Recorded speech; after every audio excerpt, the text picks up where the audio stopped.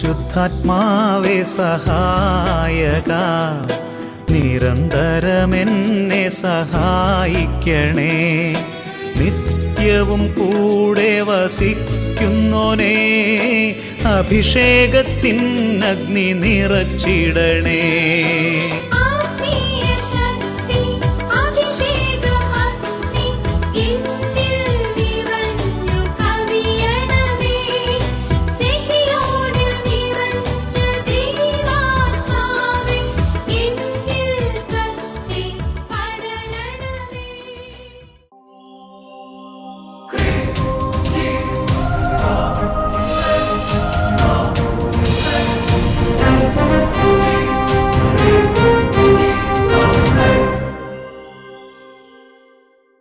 യേശു എന്ന വ്യക്തിയെക്കുറിച്ചാണ് നമ്മളിന്ന് ചിന്തിക്കുന്നത്.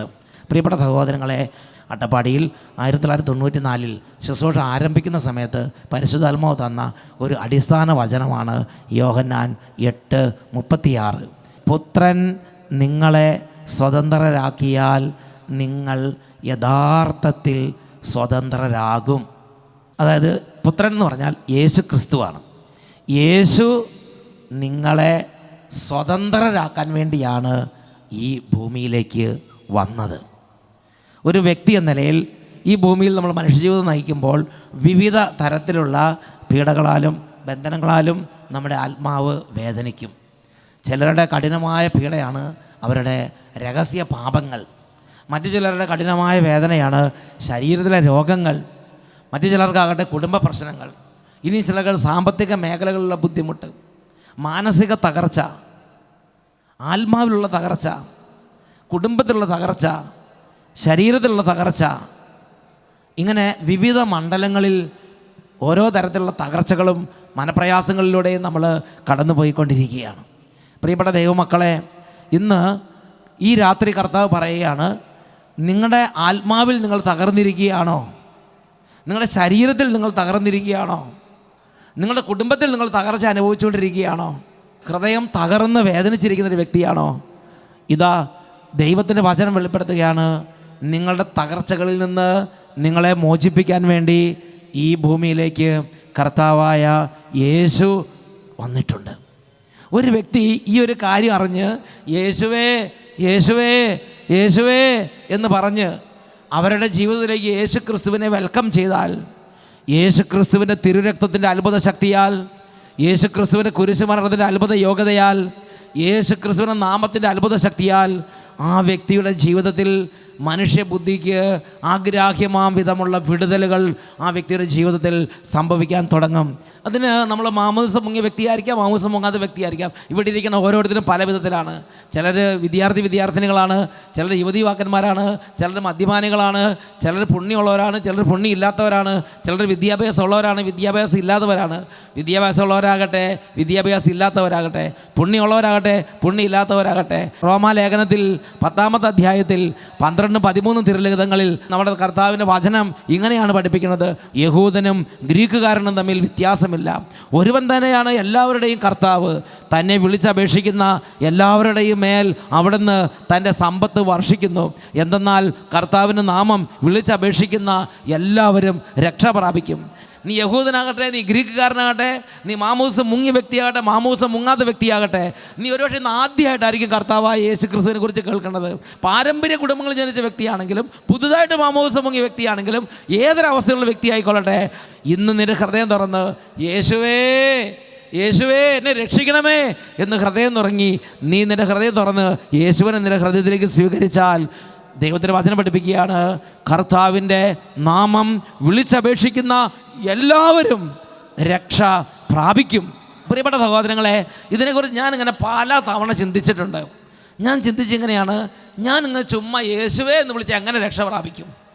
അങ്ങനെ ഇരുന്ന സമയത്ത് എനിക്ക് ദൈവവചനത്തിലൂടെ ഒരു വെളിപ്പെടുത്തൽ കിട്ടി. കൊറിന്തോസുകാർക്ക് എഴുതിയ 1-ാം ലേഖനത്തിൽ 2-ാം അധ്യായത്തിൽ 14-ാമത്തെ തിരുലിഖിതം 1 കൊറിന്തോസ് 2:14, ലൗകിക മനുഷ്യന് ദൈവാത്മാവിൻ്റെ ദാനങ്ങൾ ഭോഷത്വമാകയാൽ അവനത് സ്വീകരിക്കുന്നില്ല. ഈ ദാനങ്ങൾ ആത്മീയമായി വിവേചിക്കപ്പെടേണ്ടവയാകയാൽ അവ ഗ്രഹിക്കാനും എനിക്ക് സാധിക്കുന്നില്ല, അവന് സാധിക്കുന്നില്ല. പ്രിയപ്പെട്ട സഹോദരി, ഇവിടെ ഇരിക്കുന്ന വ്യക്തികളിൽ നിരവധി വ്യക്തികൾ ലോകപ്രകാരം ചിന്തിക്കുകയും ലോകപ്രകാരം ജീവിക്കുകയും ചെയ്യുന്ന വ്യക്തിയാണ്. ആ വ്യക്തിയുടെ പേരാണ് ലൗകിക മനുഷ്യൻ. Worldly man. There are worldly Christians and true Christians. യഥാർത്ഥ ശിഷ്യന്മാരുണ്ട്, വേൾഡ്ലി ആയിട്ടുള്ള ശിഷ്യന്മാരുണ്ട്. ഇവിടെ ഇരിക്കുന്ന വ്യക്തികളിൽ ആത്മീയരുണ്ട്, ലോകപ്രകാരം ജീവിക്കുന്ന മനുഷ്യരുണ്ട്. ദൈവത്തിൻ്റെ വചനം പഠിപ്പിക്കുകയാണ്, ഈ ദാനങ്ങൾ ആത്മീയമായി വിവേചിക്കപ്പെടുന്നവയാകയാൽ അവ ഗ്രഹിക്കാനും അവന് സാധ്യമല്ല. ഞാൻ ഒരുപാട് കഷ്ടപ്പെട്ടതാ, ഗ്രഹിക്കാൻ സാധിച്ചിട്ടില്ല. അങ്ങനെ ഇരിക്കുമ്പോൾ അവസാനം ഞാൻ പറഞ്ഞു, എൻ്റെ പരിശുദ്ധാത്മാവേ എന്നെ സഹായിക്കണം, എൻ്റെ ബുദ്ധിയും കൊണ്ട് മനസ്സിലാക്കാൻ പറ്റുന്നില്ല. അപ്പോൾ പരിശുദ്ധാത്മാവ് വേറൊരു കാര്യം എനിക്ക് പഠിപ്പിച്ചു തന്നു അട്ടപ്പാടി വെച്ചിട്ട്. അതാണ് ജെറമ്യ 33:3.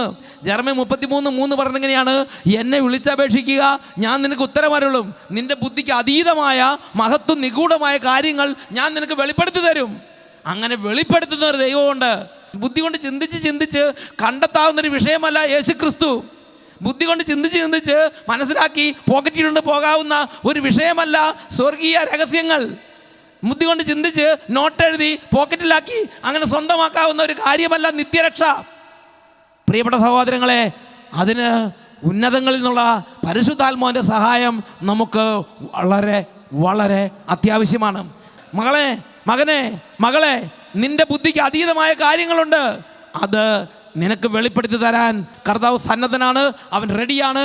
പക്ഷേ ഒരു കാര്യം, നിനക്ക് ആഗ്രഹം വേണം, നിനക്ക് ദാഹം വേണം, നിനക്ക് വലിയ അഭിവാഞ്ഛ ഉണ്ടാകണം. നീ ചോദിക്കണം, കർത്താവേ എനിക്ക് മനസ്സിലാകുന്നില്ല, യേശുവേ എനിക്ക് മനസ്സിലാകുന്നില്ല, അതുകൊണ്ട് എന്നെ സഹായിക്കണേ, എനിക്ക് മനസ്സിലാക്കി തരണേ. നീ എളിമപ്പെട്ട് ദൈവത്തോട് പ്രാർത്ഥിച്ചാൽ, നീ എളിമപ്പെട്ട് കർത്താവിനോട് പ്രാർത്ഥിച്ചാൽ, പരിശുദ്ധാത്മാവോട് പ്രാർത്ഥിച്ചാൽ, പരിശുദ്ധാത്മാവ് ഈ കാര്യങ്ങൾ മകളെ നിനക്ക് വെളിപ്പെടുത്തി തന്ന് നിൻ്റെ ബുദ്ധിയെ പ്രകാശിപ്പിക്കും. പ്രിയപ്പെട്ട സഹോദരങ്ങളെ, ഞാൻ പരിശുദ്ധാത്മാവോട് പറഞ്ഞു, പരിശുദ്ധാത്മാവേ എനിക്ക് യേശുവിൻ്റെ രക്ഷ വേണം, എനിക്ക് യേശുവിൻ്റെ കുരിശുമരണം വേണം, നിത്യരക്ഷ വേണം. അതുകൊണ്ട് യേശുവിൻ്റെ നിത്യരക്ഷയെക്കുറിച്ച് എന്നെ പഠിപ്പിക്കണമേ. അങ്ങനെ ഇരിക്കുമ്പോൾ പരിശുദ്ധാത്മാവ് എൻ്റെ ചിന്തകളെ വിശുദ്ധ ലിഖിതങ്ങളിലെ ഒരു പ്രത്യേക ഭാഗത്തേക്ക് കൊണ്ടുപോയി. രാജാക്കന്മാരുടെ 2-ാമത്തെ പുസ്തകം 2-ാമത്തെ അധ്യായം 19 മുതൽ 21 വരെയുള്ള തിരുലിഖിതങ്ങൾ. നഗരവാസികൾ ഏലീഷായോട് പറഞ്ഞു, അങ്ങ് കാണുന്നില്ലേ, ഈ പട്ടണം ജീവിക്കാൻ പറ്റിയതാണ്, എന്നാൽ വെള്ളം മലിനവും നാട് ഫലശൂന്യവുമാണ്. ഒരു പുതിയ പാത്രം കൊണ്ടുവന്ന് അതിൽ ഉപ്പിടുവിനെന്ന് അവൻ പറഞ്ഞു. അവർ അങ്ങനെ ചെയ്തു. അവൻ ഉറവയ്ക്ക് അടുത്ത് ചെന്ന് ഉപ്പ് അതിലിട്ടുകൊണ്ട് പറഞ്ഞു, കർത്താവ് അരുളി ചെയ്യുന്നു, ഞാൻ ഈ വെള്ളം ശുദ്ധീകരിച്ചിരിക്കുന്നു, ഇനി ഇത് മരണത്തിനോ ഫലശൂന്യതയ്ക്കോ കാരണമാവുകയില്ല. അന്ന് തൊട്ട് ആ വെള്ളം ശുദ്ധമായി. പ്രിയപ്പെട്ട സഹോദരങ്ങളെ, ഇതിൻ്റെ പശ്ചാത്തലം എങ്ങനെയാണ്? ഏലീഷ പ്രവാചകൻ ജെറീക്കോയിലേക്ക് ചെന്നപ്പോൾ ജെറീക്കോയിലെ കുറേ ആളുകൾ വന്ന് ഏലീഷയോട് പറയുകയാണ്, ഏലീഷ പ്രവാചക നോക്കൂ, ഈ പട്ടണം നല്ല പട്ടണമാണ്, ഇവിടെ എല്ലാം നല്ല മണ്ണ്, നല്ല കാലാവസ്ഥ, എല്ലാം നല്ല ആളുകൾ, എല്ലാം നല്ലത്. പക്ഷേ ഇവിടെ ഒരു പ്രശ്നമുണ്ട്. ഇവിടുത്തെ പ്രശ്നം ഇതാണ്, ഇവിടെ ആർക്കും ഒരു മേൽഗതിയില്ല, ഇവിടെ കൃഷി ചെയ്താൽ ഒന്നും ഉണ്ടായില്ല, ഇവിടുത്തെ വെള്ളം കുടിച്ചാൽ രോഗികളായി മാറും, ഇവിടുത്തെ വെള്ളം അത് രോഗത്തിന് കാരണമാകുന്നു. ഇന്ന് ഇവിടെ ഇരിക്കുന്ന പല ആളുകളുടെയും വിഷമം ഇതാണ്. ബിസിനസ് തുടങ്ങി മേൽഗതിയില്ല, ചായക്കട തുടങ്ങി മേൽഗതിയില്ല, വണ്ടി വാങ്ങി മേൽഗതിയില്ല, കൃഷി തുടങ്ങി മേൽഗതിയില്ല, കുട്ടികളെ പഠിപ്പിച്ച് ഒരു 5 വയസ്സിക്ക് ഉപകാരമില്ല. അങ്ങനെ ഒരു മേൽഗതിയില്ലാതെ കുടുംബത്തിൽ കടന്ന് നമ്മൾ കഷ്ടപ്പെടുക. ഇതുപോലെ അന്നത്തെ ജനം ആ പട്ടണത്തിൽ കടന്ന് കഷ്ടപ്പെട്ടു. ഉടനെ പ്രവാചകൻ പറയുകയാണ്, ഒരു പുതിയ പാത്രം കൊണ്ടുവരിക, അതിനകത്ത് കുറച്ച് ഉപ്പെടുത്തുകൊണ്ട് വാ. അവരതുപോലെ കൊണ്ടുവന്നു. അവർക്കറിയില്ല എന്താ ചെയ്യാൻ പോണെന്ന്. ഈ പ്രവാചകൻ ഒരു പിടി ഉപ്പെടുത്ത് ഒരു ഉറവയിലേക്ക് ഇട്ടു. നാട്ടിലെ എല്ലാ ഉറവയിലും പോയിട്ടില്ല, എല്ലാ കിണറ്റിലും പോയിട്ടില്ല. ഒരു ഉറവയിലേക്ക് കുറച്ച് ഉപ്പിട്ടിട്ട് പറഞ്ഞു, ഇന്ന് ഈ ജലം ഞാൻ ശുദ്ധീകരിച്ചിരിക്കുന്നു. അന്ന് തൊട്ട് ആ വെള്ളം നല്ല ഹെൽത്തി, നല്ല ഔഷധ ഗുണമുള്ള വെള്ളമായി മാറി. ഒരു കുറേ നൂറ്റാണ്ടുകളായി ഉണ്ടായിരുന്ന ആ നാടിൻ്റെ മേലുള്ള അന്ധകാരങ്ങളും ശാപങ്ങളും തിന്മകളും ഭാരങ്ങളും തകർച്ചകളും നീങ്ങിപ്പോയി. ആ നാട് അനുഗ്രഹിക്കപ്പെട്ട നാടായി. ആ ഉറവകൾ അനുഗ്രഹിക്കപ്പെട്ട ഉറവകളായി മാറി. എന്നൊക്കെ പറഞ്ഞ ഹല്ലേലൂയ. ജെറീക്കോയിലെ ഉറവകൾ അനുഗ്രഹിക്കപ്പെട്ട ഉറവകളായി മാറി. എങ്ങനെയാ? ദൈവത്തിൻ്റെ പ്രചോദനം ഏലീഷ സ്വീകരിച്ച് ഒരു പിടി ഉപ്പെടുത്ത് അതിലിട്ടിട്ട് പറഞ്ഞു, ഞാനിത് ശുദ്ധീകരിച്ചിരിക്കുന്നു. ഹല്ലേലൂയ. പ്രിയപ്പെട്ട ദൈവവൈതലേ, ഇന്ന് നിൻ്റെ ചിന്ത മലിനമാണ്.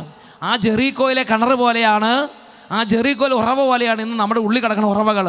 ചിന്ത, ബുദ്ധി, ഭാവന, അന്തരംഗം, പ്രാർത്ഥനാ ജീവിതം, കുടുംബജീവിതം എല്ലാം ഇങ്ങനെ ഒരു തരത്തിൽ കുത്തഴിഞ്ഞ് ഡിസോർഡറായി അരാജകത്വം, അസമാധാനം, വിശുദ്ധിയില്ലായ്മ, പലതരത്തിലുള്ള പൈശാചിക പീഡകൾ, അന്ധകാര ശക്തിയുള്ള ഉപദ്രവങ്ങൾ, ഇങ്ങനെ ദുർസ്വഭാവങ്ങൾ, ദുർചിന്തകൾ, ഇങ്ങനെ മലീമസമാക്കപ്പെട്ട് കിടക്കുന്ന ഒരു ജീവിതത്തിൻ്റെ ഉടമയാണോ നീ?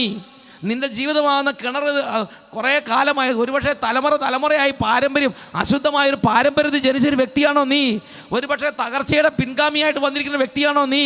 ഒരുപക്ഷെ കാരണവന്മാരായിട്ട് പല ദുർസ്വഭാവങ്ങൾ ഇരിക്കുന്ന ഒരു അന്തരീക്ഷത്തിൽ അതിൻ്റെ കണ്ടിന്യൂഷനായി നിനക്കും അതേ സ്വഭാവമാണോ?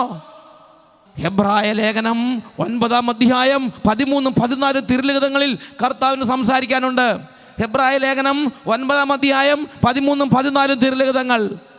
കോലാളുകളുടെയും കാളക്കിടാക്കളുടെയും രക്തം തളിക്കുന്നതും പശുക്കിടാവിൻ്റെ ഭസ്മം വിതറുന്നതും അശുദ്ധരെ ശാരീരികമായി ശുദ്ധീകരിക്കുന്നു. കോലാടുകൾ രക്തം തളിക്കുമ്പോൾ ശുദ്ധി ഉണ്ടാവുന്നു ഭൗതികമായിട്ട്. ഏലീഷ ഒരു പേര് ഉപ്പിട്ടിട്ട് പറയുമ്പോൾ ആ കിണറും മണ്ണും കാലാവസ്ഥയും ശുദ്ധീകരിക്കപ്പെടുന്നു.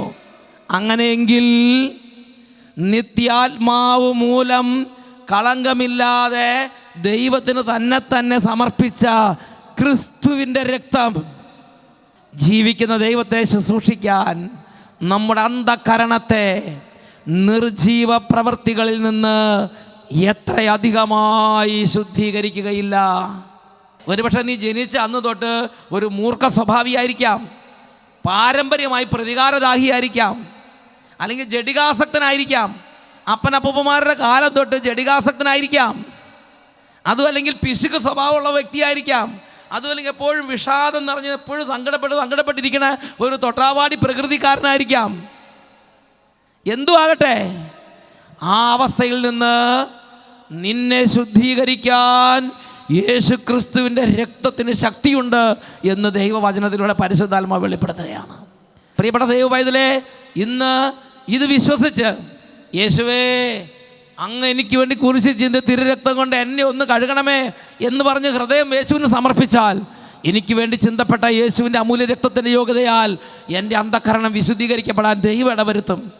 നിങ്ങളൊന്ന് ചിന്തിക്കണം. വിശുദ്ധ അഗസ്തീനോസിൻ്റെ ജീവിതത്തിൽ ഒരുപാട് നാളുകളായി അശുദ്ധ പാപം, ജഡിക പാപം, സ്ത്രീകളുമായുള്ള അശ്ലീല ബന്ധങ്ങൾ, ലോകപ്രകാരം ജീവിച്ചിരുന്ന കാലത്ത് അന്യായമായ അല്ലെങ്കിൽ ഇങ്ങനെ കൂട്ടുകൂടി നടന്ന് അങ്ങനെ ഒരുപാട് തരത്തിലുള്ള ലൈംഗിക അരാജകത്വത്തിൽ വീണുപോയൊരു ജീവിതമായിരുന്നു അഗസ്റ്റിൻ്റെ ജീവിതം. അങ്ങനെ ഇരിക്കുമ്പോഴാണ് അദ്ദേഹം വചനം കേട്ടപ്പോൾ അദ്ദേഹം ഹൃദയം നുറുങ്ങി. അദ്ദേഹം ഹൃദയം യേശുവിന് സമർപ്പിച്ചു. യേശുവിൻ്റെ ആ മകന് വേണ്ടി ചിന്തപ്പെട്ട രക്തത്തിൻ്റെ അത്ഭുത ശക്തി അദ്ദേഹത്തിന് വ്യാപരിക്കാൻ ദൈവം ഇടവരുത്തി. ഈ ഭൂമിയിൽ തിരുസഭയിലുള്ള വിശുദ്ധന്മാരിൽ, മഹാരഥന്മാരായ വിശുദ്ധന്മാരിൽ ഒരാളായി വിശുദ്ധ അഗസ്തീനോസിൻ്റെ ജീവിതം ഉയർത്തപ്പെട്ടു. എന്നുറക്കെ പറഞ്ഞേ ഹല്ലേലൂയ. പ്രിയപ്പെട്ട സഹോദരങ്ങളെ, ഇന്ന് ഞാനും നിങ്ങളും ഇത് വിശ്വസിക്കാൻ വേണ്ടി ഒരു ചരിത്ര സംഭവമാണ് സെൻറ്റ് അഗസ്റ്റിൻ്റെ ജീവിതം. അതുകൊണ്ട് പ്രിയപ്പെട്ട സഹോദരങ്ങളെ, ദൈവത്തിൻ്റെ വചനത്തിൽ പറഞ്ഞിരിക്കുന്ന ഓരോ കാര്യങ്ങളും നമ്മുടെ ജീവിതത്തിൻ്റെ ഏത് നാളിൽ എവിടെ വെച്ച് നമ്മൾ സ്വീകരിക്കുന്നോ അവിടെ തൊട്ട് നമുക്കത് യാഥാർത്ഥ്യമായി തീരാൻ തുടങ്ങും. എന്നൊക്കെ പറഞ്ഞേ ഹല്ലേലൂയ. ഇതിനെക്കുറിച്ച് അച്ഛൻ ചിന്തിച്ചപ്പോൾ അച്ഛൻ്റെ മനസ്സിലേക്ക് പരിശുദ്ധാത്മാവ് കൊണ്ടുവന്ന രണ്ടാമത്തെ ഒരു സംഭവമാണ് സംഖ്യയുടെ പുസ്തകം 21-ാമത്തെ അധ്യായം 4 മുതൽ 9 വരെ വാക്യങ്ങൾ. സംഖ്യയുടെ പുസ്തകം 21-ാം അധ്യായം 4 മുതൽ 9 വരെ വാക്യങ്ങൾ. അവിടെ ഈ ജനം, ഇസ്രായേൽ ജനം ഈജിപ്തിൽ നിന്ന് ദൈവം പ്രത്യേകം പേര് ചൊല്ലി വിളിച്ച് അങ്ങനെ തെരഞ്ഞെടുക്കപ്പെട്ട നാട്ടിലേക്ക് കൊണ്ടുപോവുകയാണ്. സംഖ്യ 21:4-9 വരെ. ഏദോം ചുറ്റിപ്പോകാൻ ഹോർ മലയിൽ നിന്ന് ചെങ്കടലിലേക്കുള്ള വഴിയെ അവർ യാത്ര പുറപ്പെട്ടു. യാത്രാമധ്യേ ജനം അക്ഷമരായി. ദൈവത്തിന് മോശയ്ക്കുമെതിരായി അവർ സംസാരിച്ചു. ഈ മരുഭൂമിയിൽ മരിക്കാൻ നീ ഞങ്ങളെ ഈജിപ്തിൽ നിന്ന് കൊണ്ടുവന്നത് എന്തിന്? ഇവിടെ അപ്പമോ വെള്ളമോ ഇല്ല. വിലകെട്ട ഈ അപ്പം തിന്ന് ഞങ്ങൾ മടുത്തു. അപ്പോൾ കർത്താവ് ജനത്തിൻ്റെ ഇടയിലേക്ക് ആഗ്നേയ സർപ്പങ്ങളെ അയച്ചു. അവയുടെ ദംശനമേറ്റ് ഇസ്രായേലിൽ വളരെ പേർ മരിച്ചു. ഇസ്രായേലിൽ വളരെ പേർ ഈ സർപ്പങ്ങളുടെ ദംശനമേറ്റ് മരിച്ചു എന്ന് പറഞ്ഞാൽ പാമ്പ്, നല്ല വിഷമുള്ള മരുഭൂമിയിലെ വിഷമുള്ള പാമ്പ് ആ ജനങ്ങളുടെ ഇടയിൽ അങ്ങോട്ട് ഇളകി. പാമ്പിൻ്റെ വിഷമേറ്റ് ഒരുപാട് പേര് ആ മരുഭൂമിയിൽ മരിച്ചു വീണു. ജനം മോശയുടെ അടുക്കലേക്ക് ഓടി, അങ്ങേക്കും കർത്താവിനുമെതിരായി സംസാരിച്ച് ഞങ്ങൾ പാപം ചെയ്തു, ഈ സർപ്പങ്ങളെ പിൻവലിക്കാൻ കർത്താവിനോട് പ്രാർത്ഥിക്കണമേ എന്ന് മോശയോട് പറഞ്ഞു. മോശ ജനത്തിന് വേണ്ടി പ്രാർത്ഥിച്ചു, ദൈവമേ ദൈവമേ കരുണ തോന്നണേ, രക്ഷിക്കണേ. മോശ ദൈവത്തോട് പ്രാർത്ഥിച്ചു. കർത്താവ് മോശയോട് അരുളി ചെയ്തു, ഒരു പിച്ചള സർപ്പത്തെ ഉണ്ടാക്കി വടിയിൽ ഉയർത്തി നിർത്തുക. ഹല്ലേലൂയ. ഒരു പിച്ചള സർപ്പം, ബ്രോൺസ് സർപ്പൻ്റ്, ബ്രോൺസ്, ഒരു പിച്ചള സർപ്പത്തിൻ്റെ ഒരു പാമ്പിൻ്റെ രൂപം ഉണ്ടാക്കുക, പിച്ചള പാമ്പ്. എന്നിട്ട് ഇതിനെ ഉയർത്തിപ്പിടിക്കുക, ഒരു വടി ഉയർത്തി നിർത്തുക. എന്നിട്ട് ജനങ്ങളോട് പറയുക, പാമ്പ് കടി ഏൽക്കുന്നവർ പാമ്പിൻ്റെ വിഷയേറ്റ് മരിക്കാൻ തുടങ്ങുകയാണെങ്കിൽ ഈ പിച്ചള സർപ്പം നോക്കിയാൽ മതി, അയാളുടെ ശരീരത്തിന് വിഷം പോകും, അയാൾ ജീവിക്കും. പിച്ചള സർപ്പത്തെ ഉണ്ടാക്കി വടിയിൽ ഉയർത്തി നിർത്തുക. പാമ്പിൻ്റെ കടിയേൽക്കുന്നവർ, ദംശനമേൽക്കുന്നവർ അതിനെ നോക്കിയാൽ മരിക്കുകയില്ല. മോശ പിച്ചള കൊണ്ട് ഒരു സർപ്പത്തെ ഉണ്ടാക്കി അതിനെ വടിയിൽ ഉയർത്തി നിർത്തി. ദംശനമേറ്റവർ പിച്ചള സർപ്പത്തെ നോക്കി അവർ ജീവിച്ചു, മരിച്ചില്ല. പാമ്പ് കടിയേറ്റു, വിഷം കയറി, പക്ഷെ മരിച്ചില്ല. വിഷമേറ്റ് മരണത്തിൻ്റെ തൊട്ട് വക്കത്തെത്തിയ ആളെ എങ്ങനെയെങ്കിലും ആ പിച്ചള സർപ്പത്തിന് മുമ്പിൽ കൊടുന്ന് പിച്ചള സർപ്പത്തെ നോക്കിയാൽ മതി, വേറെ ഒന്നും മിണ്ടണ്ട, മിണ്ടുക വേണ്ട, ഒന്നും വേണ്ട, വെറുതെ അങ്ങനെ നോക്കിയാൽ മതി, ജീവിക്കും. പ്രിയപ്പെട്ട സഹോദരങ്ങളെ, എന്നിട്ട് ഈ ഒരു ഉപമ എടുത്തിട്ട് പിതാവായ ദൈവം പറയാണ്, ഈ പിച്ചള സർപ്പം യേശുവിൻ്റെ ഒരു മുൻ ആസ്വാദനമാണ്, ഒരു പ്രതീകമാണ്. ഈ പിച്ചള സർപ്പത്തെ മോശ വടിയിൽ ഉയർത്തിയതുപോലെ സ്വർഗസ്വനായ പിതാവ് യേശുവിനെ കുരിശ് മരത്തിൽ ഉയർത്തി. ലോകത്തിലെ ഏതെങ്കിലും രാജ്യത്തിരുന്ന്, യഹൂദനാകട്ടെ ഗ്രീക്കുകാരനാകട്ടെ, ഏത് ജാതിപ്പെട്ട ആളാകട്ടെ, ഏത് അവസ്ഥയിലാകട്ടെ, പാപിയാകട്ടെ വിശുദ്ധനാകട്ടെ, കുട്ടിയാകട്ടെ മുതിർന്ന ആളാകട്ടെ, ഈ യേശുവിലേക്ക് നോക്കി യേശുവേ എന്ന് വിളിച്ചാൽ അവൻ്റെ സകല അവസ്ഥകളിൽ വ്യത്യാസം ഉണ്ടാവും. ഇതെങ്ങനെ സംഭവിച്ചത്? നമ്മുടെ കെമിസ്ട്രി അനുസരിച്ചല്ലാതെ. അതിൻ്റെ കെമിസ്ട്രി എന്താ നമുക്ക് മനസ്സിലാവില്ല. അത് മനസ്സിലാകണമെങ്കിൽ പരിശുദ്ധാത്മാവ് പ്രവർത്തിക്കണം. ഈ പിച്ചള സർപ്പത്തെ ഉയർത്തി, ആ പിച്ചള സർപ്പത്തിന് മുമ്പിൽ പാമ്പിൻ്റെ വിഷമേറ്റ ഒരു വ്യക്തി, ഈ ലോകത്ത് ജീവിക്കുന്ന എല്ലാവരെയും പാപത്തിൻ്റെ ദംശനമേറ്റ് പാപത്തിൻ്റെ വിഷം കയറിയവരാണ്. പാപത്തിന് വിഷം കയറി നമുക്ക് വിശുദ്ധിയില്ല, സ്വസ്ഥതയില്ല, സമാധാനമില്ല, ക്ഷമിക്കാൻ പറ്റുന്നില്ല, വെറുപ്പ്, വൈരാഗ്യം, വിദ്വേഷം, ഭിന്നത, വിഭാഗീയ ചിന്ത, കലഹം, അസൂയ, കോപം, മാത്സര്യം, ഭിന്നത, മദ്യപാനം, മധുരോത്സവം, ഇങ്ങനെയുള്ള എല്ലാ സ്വഭാവമുള്ള ആള് ഒരു നാൾ വചനം കേട്ട് ഹൃദയം എളിമപ്പെടുത്തി, ഹൃദയം തുറന്ന് യേശുവിന് വേണ്ടി എളിമപ്പെടുത്തി, യേശുവിനെ അംഗീകരിച്ച് യേശുവേ എന്ന് വിളിച്ചാൽ നമ്മുടെ ബുദ്ധിയെല്ലാം അതിലംഘിക്കുന്ന വിധം ദൈവത്തിന് മാത്രം അറിയാവുന്ന വഴികളിലൂടെ ആ മനുഷ്യൻ്റെ സകല പാപങ്ങൾ നീങ്ങിപ്പോകും. ആ മനുഷ്യൻ്റെ സകല കെട്ടുകളും അഴിയും. ആ മനുഷ്യൻ്റെ ജീവിതത്തിന് അന്തരീക്ഷം മാറും. അതിനൊരു ഉദാഹരണമാണ് കുരിശിൽ വലതുവശത്ത് കിടന്ന ഒരു കള്ളൻ. പ്രിയപ്പെട്ട സഹോദരങ്ങളെ, എന്നിട്ട് ദൈവത്തിൻ്റെ വചനം റോമാലേഖനം 10-ാം അധ്യായം 3-4 വാക്യങ്ങൾ പറയുന്നത് എങ്ങനെയാണ്? ദൈവത്തെക്കുറിച്ച് തീഷ്ണതയുണ്ടെന്ന് ഞാൻ സാക്ഷ്യപ്പെടുത്തുന്നു. ആ തീഷ്ണത ശരിയായ അറിവിൻ്റെ അടിസ്ഥാനത്തിലല്ലെന്നേ ഉള്ളൂ. എന്നാൽ ദൈവത്തിൻ്റെ നീതിയെക്കുറിച്ച് അവർ അജ്ഞരാകൊണ്ടും തങ്ങളുടെ തന്നെ നീതി സ്ഥാപിക്കാൻ വ്യഗ്രത കാണിക്കുന്നത് കൊണ്ടും ദൈവനീതിക്ക് അവർ കീഴ്വഴങ്ങിയില്ല. വിശ്വസിക്കുന്ന ഏതൊരുവനും നീതീകരിക്കപ്പെടുന്നതിന് ക്രിസ്തു നിയമത്തെ പൂർത്തീകരിച്ചിരിക്കുന്നു. ഇപ്പം നമ്മളെന്താ ചെയ്യണത്? നമ്മൾ ദൈവത്തിൻ്റെ സന്നിധിയിൽ സ്വീകാര്യരാകാൻ വേണ്ടി നമ്മൾ നല്ല സ്വഭാവം കാണിക്കാൻ നോക്കുകയാണ്, അല്ലേ? നമ്മൾ നല്ല സ്വഭാവം കാണിക്കാൻ നോക്കുകയാണ്. നമ്മളെന്താ നല്ല സ്വഭാവം കാണിക്കുന്നത്? ഇതുവരെ മദ്യപിച്ചിരുന്നവർ ഇനി മദ്യപിക്കാതിരിക്കാനായിട്ട് പരിശ്രമിക്കുക. ഇതുവരെ നുണ പറഞ്ഞവർ നുണ പറയാതിരിക്കാൻ വേണ്ടി നോക്കുക.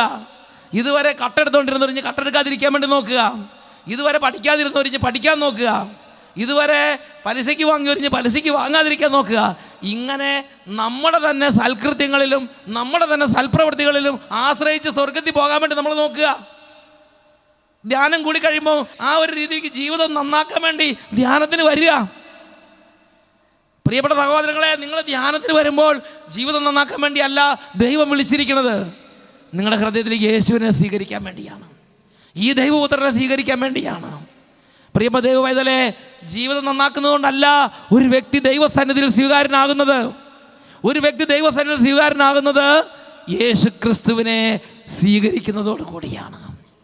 ദൈവനീതി പ്രകാരം നമ്മുടെ ജീവിതത്തിൻ്റെ മുഴുവൻ അവസ്ഥ മാറി ഒരു പുതിയ സൃഷ്ടിയാകാൻ ആഗ്രഹിക്കുന്നെങ്കിൽ വിശ്വസിക്കുക, യേശുവിനെ വിശ്വസിക്കുക, യേശുവിന് വേണ്ടി ഹൃദയം തുറക്കുക, യേശുവിന് വേണ്ടി ഹൃദയം തുറക്കുക. ബാക്കി യേശു ക്രിസ്തുവിൻ്റെ കുരിശുമരണത്തിൻ്റെ ശക്തിയാലാണ് സംഭവിക്കുന്നത്. സ്വഭാവം മാറുന്നതും വിശുദ്ധി ഉണ്ടാകുന്നതും എല്ലാം സ്വർഗത്തിൻ്റെ കൃപയാലാണ്, നമ്മുടെ അധ്വാനം കൊണ്ടല്ല, സ്വർഗത്തിൻ്റെ കൃപ കൊണ്ടാണ്. അതുകൊണ്ട് പ്രിയപ്പെട്ട സഹോദരങ്ങളെ, ഇന്ന് രാത്രി കർത്താവായ ദൈവം നമ്മളെ വിളിച്ചിരിക്കുമ്പോൾ ദൈവത്തിൻ്റെ വലിയൊരു ആഗ്രഹമാണ്, നിങ്ങൾ യേശു ക്രിസ്തുവിനെ അറിയണം. യേശു ക്രിസ്തുവിനെ നിങ്ങളുടെ ഹൃദയത്തിലേക്ക് നിങ്ങൾ സ്വീകരിക്കണം. അങ്ങനെ യേശു ക്രിസ്തുവിനെ ഒരു വ്യക്തി തൻ്റെ ഹൃദയത്തിലേക്ക് സ്വീകരിക്കുമ്പോൾ ആ വ്യക്തിയുടെ ജീവിതത്തിൻ്റെ ഒരു യുഗം മാറും, അടുത്തൊരു യുഗത്തിലേക്ക് ആ വ്യക്തി പ്രവേശിക്കും. നിങ്ങൾ യേശുവിനെ സ്വന്തമാക്കുക. ജീവിതത്തിൻ്റെ അടി മുതൽ മുടി വരെ സമസ്ത മണ്ഡലങ്ങളിലും വ്യത്യാസം ഉണ്ടാവും. ദൈവകൃപയാൽ ആ വ്യക്തി ഒരു വിശുദ്ധനായി മാറും. അതിനുശേഷമാണ് പിന്നെ ബാക്കി മാമോദിസയൊക്കെ മുങ്ങുന്നത്. ആദ്യം യേശുവിനെയാണ് സ്വീകരിക്കുന്നത്, പിന്നെയാണ് മാമോദിസയൊക്കെ മുങ്ങുന്നത്.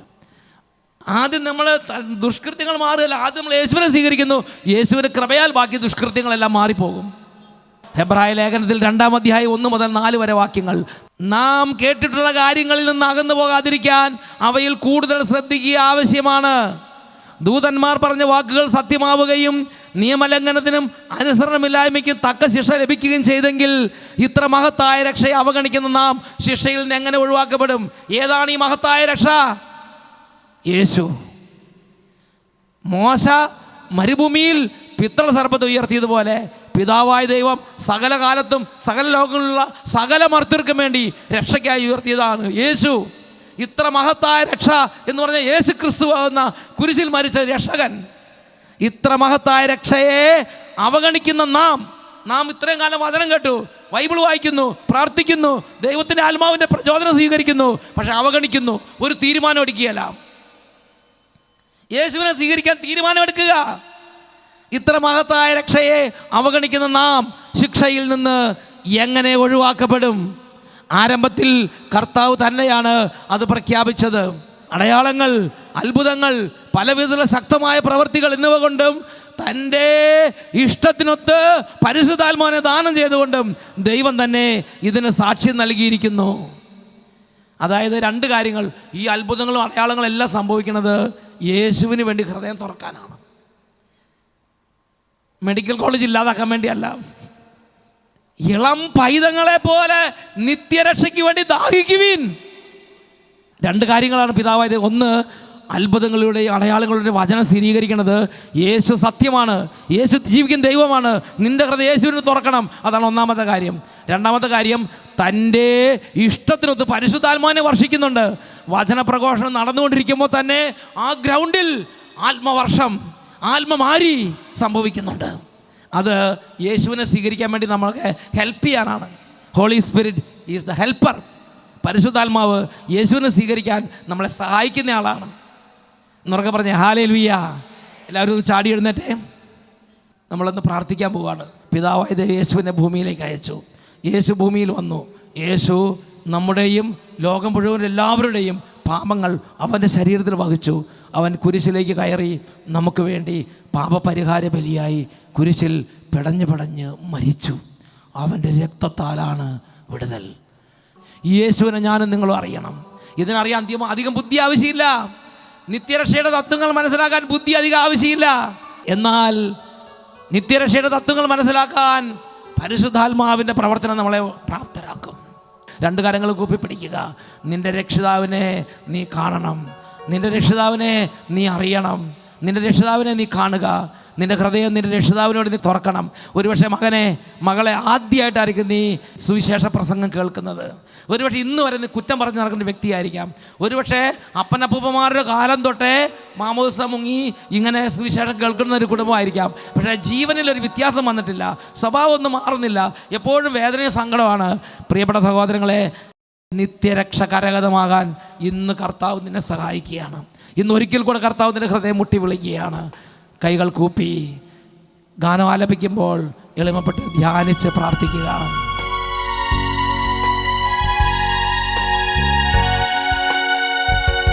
രക്ഷിതാവിനെ കാൺക പാപി,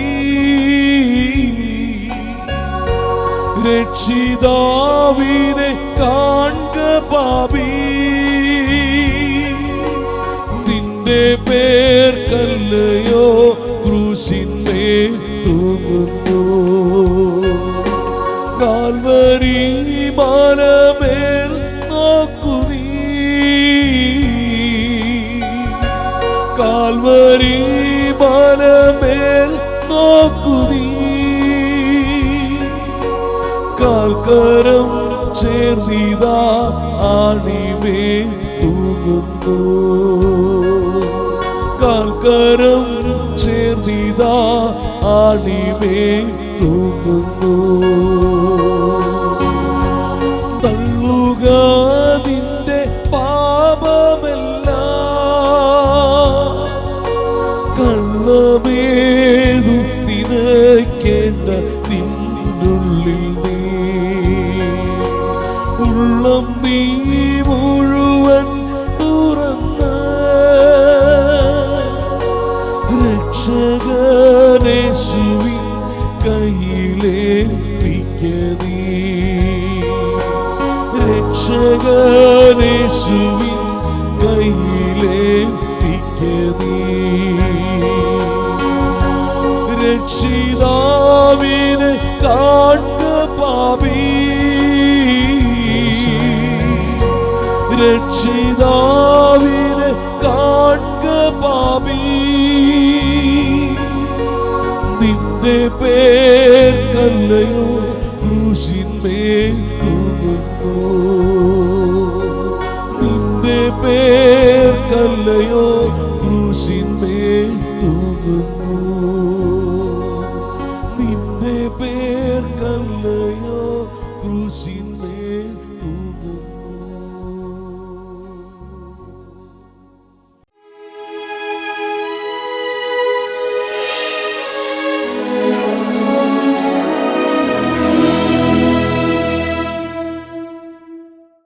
കുരിശിൽ മരിച്ച് നമുക്ക് വേണ്ടി പാപപരിഹാര ബലിയായി തീർന്ന യേശു, അവൻ കല്ലറയിൽ അടക്കം ചെയ്യപ്പെട്ട് ഉയർത്തെഴുന്നേറ്റ് സ്വർഗാരോഹണം ചെയ്ത് പിതാവിൻ്റെ വലതുഭാഗത്ത് ഉപവിഷ്ടനായി. അവൻ ഇന്നും വിശുദ്ധ കുർബാനയിലൂടെ സഭയിൽ ജീവിക്കുന്നു. ഇപ്പോൾ രണ്ട് കരങ്ങൾ ഉയർത്തിപ്പിടിക്കാം. ഈ കർത്താവായ യേശുവിൻ്റെ ഈ ആശീർവാദ സമയത്ത് അനേക രോഗികളുടെ മേൽ സ്വർഗത്തിൻ്റെ ശക്തി ഇതാ നിറയുന്നു. അനേകം ശാരീരിക രോഗങ്ങൾ ഇതാ ഇപ്പോൾ യേശുവിൻ്റെ ശക്തിയാൽ വിട്ടുപോകുന്നു. അനേകം വിദ്യാർത്ഥിനികളുടെ പഠനത്തോട് ബന്ധപ്പെട്ട തടസ്സങ്ങൾ മാറുന്നു. മാരക വ്യാധികൾ ഒഴിഞ്ഞു പോകുന്നു. ദുഷ്ടപിശാചുകൾ കൂട്ടത്തോടെ അലറിക്കൊണ്ട് വിട്ടുപോകുന്നു. കരങ്ങൾ ഉയർത്തി ഉറക്കെ സ്തുതിക്കുന്നു. ഹല്ലേലൂയ.